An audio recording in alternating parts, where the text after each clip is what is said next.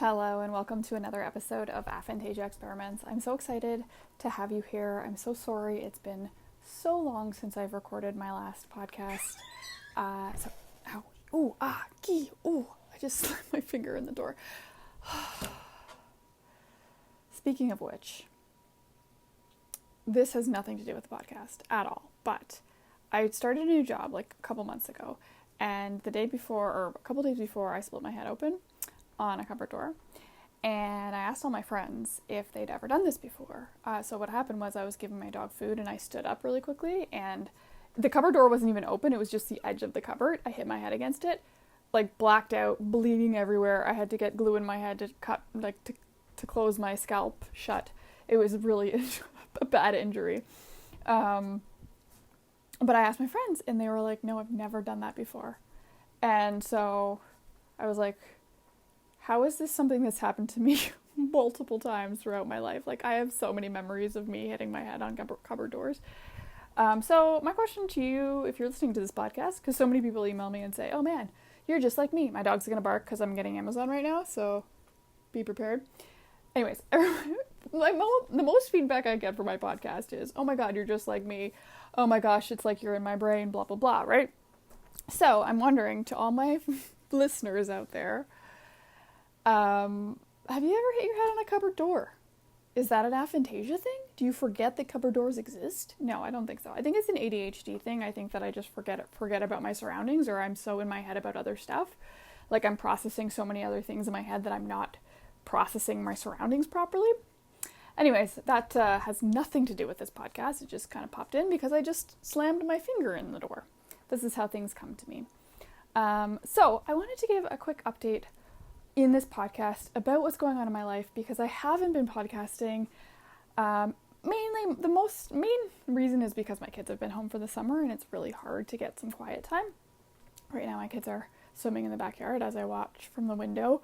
So if you hear shrieking or giggling or yelling or anything, it's because that is what I'm doing right now. And this is how I'm getting a podcast in. So it's not ideal, studio circumstances. It's just, it is what it is. So, I wanted to let you know what's been going on, where I'm at, what is happening.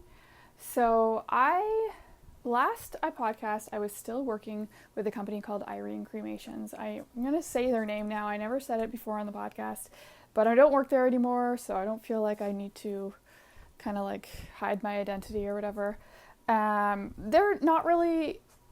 They're no longer a cremation company. So when I was working for them, they were this new, innovative, exciting company that came on like the digital space.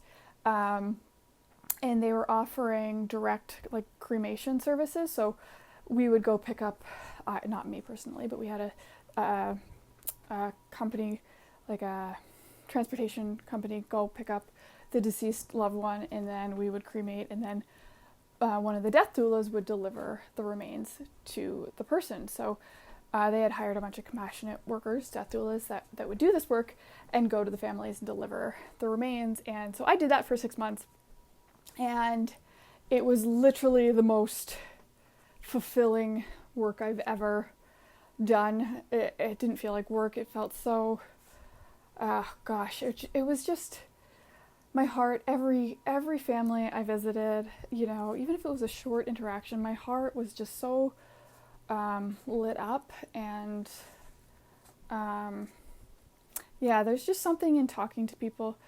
So a lot of the times people would open up to me about their family member that they lost. And by the time someone's been cremated, it's been about 5 days, maybe a week, when you get the remains back. And so people have had a bit of time to process, but they're also still kind of in that deep grief. But it's something, I don't know if it's me personally, but I feel like something about having a stranger to talk to during that time period is like really important. And I don't know, every time I went and visited, they would tell me these like deep stories, or like confess something to me, or tell me something about their loved one. And it felt like I was like a therapist almost, but I didn't give any advice or anything. It was just like I was there to hear it and listen. And like one of my favorite things to do is just to listen to people's stories, because I think we can learn so much from other people's stories and experiences. I love, reading stories. I love autobiographies. I love memoirs. I just love stories in general. And this job was all about hearing people's stories, the good, the bad, the ugly, the regrets, all that stuff. It was so great, and I really felt like I was making a difference. There were so many times I left and people were giving me like the biggest hug, saying, "I'll never forget your face, I'll never forget you." One woman said, "Every time I see a robin, I'm going to think about you." And like just those little, like, you don't get that in most jobs, right? You don't get those kind of interactions. But unfortunately something went wrong, I don't know, along the way with the company, and I don't know if I'm not going to get into the finances because I don't actually know, and that's not my job to talk about, but they're basically decided to stop doing the cremations, and now they're just an online platform for different types of death services, like death doulas and cremation, whatever. It's like a Google hub for that, and they're also offering like grief support, but it's AI, and this is where they lost me, because I was like, when I was working there, I understood my value so much. I understood why I was important on this earth, like as a human being, to make those, like, have those meaningful conversations with people and just like be that sounding board for people. I knew it. I felt it so deep in my body that like I was fulfilling something important. But then they decided to just go completely AI, and now they're a grief support AI tool, and I feel like that completely takes out that important part, which is the heart, right? When you take away the heart, it's like on Star Trek, Data, he was an android and he just wanted to be a human. The thing that he lacked was the emotion, and you can't get that from AI. As much as like you can tell them exactly what to say, you need a human being who actually cares about you and has that heart-to-heart connection. So they removed that, and then that's where they kind of lost me. But before that all happened, I wasn't being paid, and I hadn't been paid. I was a contract worker, so I know with contract stuff sometimes it takes forever to get paid, so I was just like, whatever, this is weird. But I started looking for other jobs, and as I was looking, so just to go back a little further, before I got my job at Irene, I had written down all this stuff that I wanted in a job. I wanted to be able to podcast still. I wanted to be able to listen to podcasts. I wanted to be able to meet people and hear stories. And like I had all these ridiculous things, and I got every single thing on my list of things that I wanted from a job. So I got this job, but then of course I didn't put on my list, pays me regularly on time and, has consistent hours and blah, blah, blah. So there was stuff that was missing. And as I was like, the work there was dying down, I started like evaluating what I wanted at this point in time, like the next stage, right? So I had been off work for a while, so part-time was perfect for me, but now I had been working for a while, and I was like, I'm getting into it, I'm enjoying it, I think I'm ready to work full-time again. So I started looking when I was still working at Irene for a job, and I just went on this job board one day, and I'm scrolling, and I swear, this is what happens during tarot for me too. Sometimes a card will kind of like glow out at me. It's like an energy thing. It's like, it doesn't actually glow, but it feels like it's popping out at me. So this one job was popping out at me, and I was like, okay, I'm going to apply for it. So I put all my effort into this job post, and I ended up getting an interview. Interview went great. I did an assignment for them. That went great. Blah, blah, blah. Bob's your uncle. I got the job. Bob's actually my dad, just in case you were wondering about my family. My uncle's not named Bob. It's my dad. So I got this job, and now I'm working full-time as a digital marketing specialist, which is like back what I was doing before. I mean, different. I was a marketing director before, and now I'm just doing digital marketing, although I'm doing all marketing really. But I'm working for a women's shelter, and I cannot tell you how fulfilled I feel in this role. And I want to talk about that because when I left my job in publishing, I was like, I felt so disconnected, and I didn't know what I wanted to do next. and I felt like giving up completely on marketing because I was so traumatized by the toxic work environment that I had been part of before, that I just wanted nothing to do with it. And I wanted to take this spiritual path. And so I started to do, I've been learning as much as I can about psychic development and meditation and sound healing and all these things. And I keep thinking, I have to do something in spirituality because this is the thing, this is what I love, and this is what I feel pulled towards, right? But there's also this part of me that loves the marketing and the design. Like, I've spent 20 years of my career designing and being really good at it, and I'm throwing that all away because of this toxic experience that I had. It totally tainted my desire to continue marketing or doing anything design oriented. So this job came up as the digital marketing specialist and for this women's shelter, and I was like, I don't know, can I do marketing? Can I whatever? But as soon as I started, I was like, oh my God, I missed this so much. I missed it. And what I've realized while doing this work is that if you're a spiritual person and you are, you're learning all the spiritual ways and intuition and manifesting and all this stuff, it doesn't mean that you need to work in spirituality.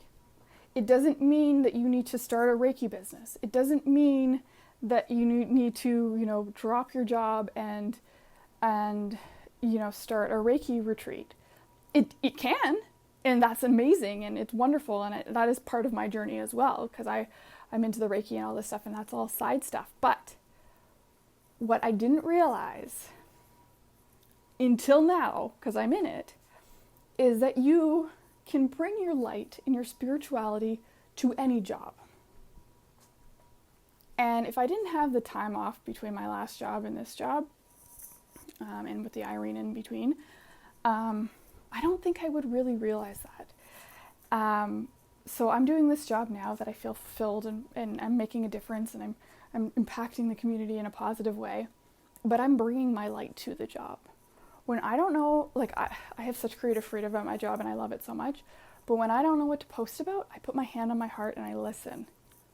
And it comes to me, and I'm being so intuitive at my job, and so I'm bringing everything I've learned from a spiritual perspective to my current work environment, and it has been the most positive, uplifting, incredible experience I've ever had, and I wanted to share that because I feel like a lot of times that we're stuck in our jobs and we want to get out so we can pursue this magical new thing, and sometimes you don't realize that you can actually bring the magic into your job. I think this is a unique situation because I'm starting at a new job.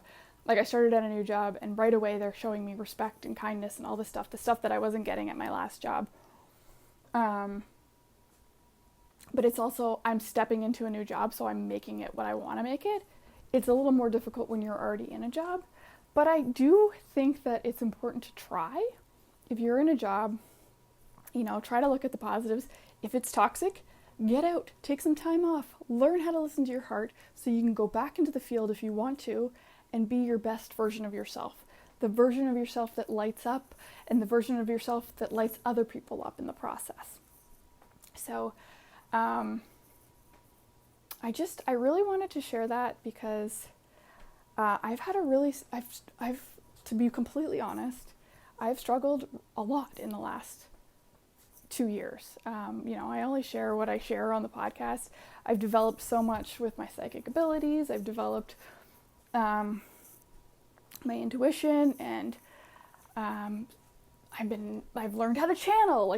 I've learned all these things, but from a career perspective, from financial perspective, if you're going to jump ship and jump away from your director of marketing position and have no real plan other than to meditate and to podcast, it's the struggle. It's a struggle. So it was a struggle this last year, and now I'm working full time, but I'm still obsessed with this podcast and excited to try new things. But I'm really excited about my career too, and learning from different people, and meeting new people and seeing, how I can bring my own spirituality into my day-to-day, processes. One of my first meetings at my new job, they said, oh, we're going to go around and share something about ourselves. And I was nervous. I was like, what am I going to talk about? And then so I decided to share the story about how I found out I had aphantasia. And then so many people had questions, and we talked about meditation, and we talked about all this stuff. And I was like, you know what? I just have to show up as me, and people typically like that. So that's also just like a random hot tip if you're like stepping into a new role in your life. Show up as your authentic self immediately. This is like something that doesn't always come naturally to me. It's hard not to be authentic these days just because I'm so deep into this new version of myself. But I could have told a different story that day that maybe I would assume more people would like be into. Do you know what I mean? Like I don't know what I'm trying to say here, but basically if you're starting a new chapter of your life, start it fresh and start it exactly how you want to, because if you show up as the authentic version of yourself, the one that you want everyone to love and the one that you want everyone to know about, then more people who resonate with that authenticity will show up for you. So like the more you put out there that's you and great and light and vibrant, the more light and vibrant people are going to attract themselves to you. So the more, it seems silly, but the more you act like yourself, the more you attract people that are like you and appreciate you. That's basically what I'm saying. I mean, and it sounds obvious, but I don't know, sometimes we don't see the obvious, we really don't. I wanted to share something fun I did last night. So I was working on this campaign with this, I'm not gonna get into full work details here, but I was working on a campaign, and I was a bit stuck with an idea, and so I decided last night to pull some tarot cards, and immediately it spelled out the entire campaign for me. I had this like suffering and silence, heartache and loss, and then light and hope. And anyways, I pieced it all together. I told this story, and I wrote out this whole campaign in like 5 minutes. It was so easy, and it reminded me of when I was in high school. My girlfriend and I, we used to send each other, like this is back when we just emailed, we didn't have text, Hotmail back in the day. We would email each other like 3 words, and we would have to do a creative writing assignment. This was like just for fun. My friend and I used to do this.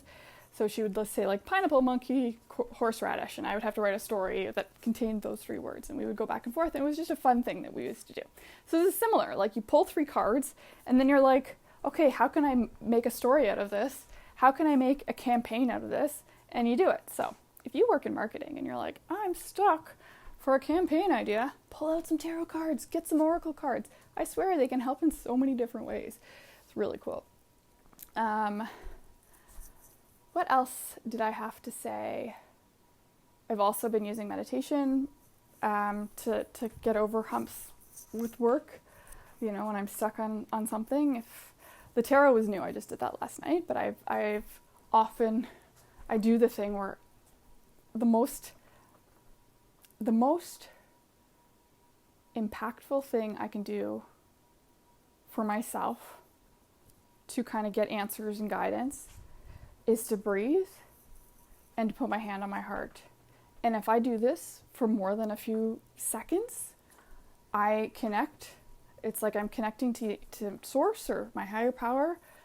I get into this vibration, and it's like a direct stream of information comes through me. So if I'm uncertain of something, I will tap into this and I'll get guidance. But it took me a while to get to this stage. So I was using tuning forks. If you listen to, you can go back a couple episodes, you'll hear me like trying to channel with my tuning forks. So the same thing with the tuning forks I can do now with just my heart. It's tuning into my heart energy, and it's very quick now. But if you're like trying to learn how to channel or trying to learn how to connect or whatever, maybe it's a process for you too. Maybe you start with meditation. That's how I started. And then you bring in some tuning forks and you get into that zone. I still use my tuning forks when I feel really frazzled, especially when my kids are being extremely loud. I'll go into my room and tune myself, put it on my chest and kind of feel into that energy. But this, it's kind of been a process of, I did the singing bowls for a while too. That got me into this zone. It's like this, there's a certain vibration that you get into. It's like the heart vibration. Okay? Sounds crazy, but it's a real thing. And if you get into it, you have a direct connection to like infinite knowledge and infinite wisdom and infinite like guidance. It's mostly used for guidance for me when I'm unsure of something. This is what I go to, is my heart. And I use it so much at work. I use it with my family. I use it all the time. So that's a little random story for you. I think I got that idea. Oh my gosh. I've gotten it from so many people, but I forget her name. I'm not going to talk about it. There's some intuitive heart healing thing. I've talked about it before, where I've compared intuitive heart healing to Reiki. It's very similar. It's all about your intention. But the point is, I shouldn't have even said on any of this stuff because I don't have the author's name to go back to, so I'm not going to talk about it. But we all have the ability to connect to our heart. And by connecting to our heart, we have the ability to connect to everything. So I encourage you to, whenever you have a minute, just take some deep breaths. Breathe, just continue to breathe and put your hand on your heart. Feel your heart, listen to your heart, and just like sit there. Don't think about anything else except for your heart. And once you get into that zone, ask the questions that you want to ask. See how you feel. Yeah. I do it in tarot too. Like in tarot, whenever I get stuck, I usually like shuffle my cards more. It's like a feeling thing. I have to keep moving my hands. But now when I get stuck, I put my hand on my heart. Instead of feeling frazzled that I don't know what I'm supposed to say, I take a few moments at my heart center and just breathe into it, and then it'll come. It's like you have to like let go of the frazzledness, because when you're reading tarot or doing any sort of like oracle cards or whatever, if you don't have the answer right away, it does get freaky. Like it gets scary. But if you can like just calm yourself and realize that the person on the other side is not thinking it's taking you forever. They're just like, oh, she's thinking. Just ground yourself, feel your heart center, and yeah. I'm going to stop talking because my daughter's going to be home from gymnastics soon, and I got to get my kids out of the pool. But I wanted to give that little update. This really doesn't have anything to do with aphantasia, just about kind of just what's been going on in my life. If you want to give me an update, feel free to email me. My email is rofocreative@gmail.com. That's rofocreative@gmail.com. I love hearing from people. If you have ideas for new meditation exercises, please let me know. I'm always trying to do new things. If you haven't checked it out already, I have a YouTube channel where I make random meditation stuff specifically geared towards people with aphantasia. So I have like a mirror meditation where you stare at yourself in the mirror. That's really cool. I like doing that one. I have a walking meditation. I have spirit box meditation, which is basically like white noise with another frequency, which is supposed to help you connect to spirits. There's all different types of stuff on there. So if you search Aphantasia Experiments on YouTube, my channel will come up. Subscribe, check out some of my meditation videos, and if you have ideas for other ones, let me know. And as time goes on, I do plan on improving the sound quality of these things, but every day we have to make choices of what's the most important thing we do in our day, and the sound quality has just never been the most important. So I'm sorry about that. Anyways, I hope everyone has a wonderful day.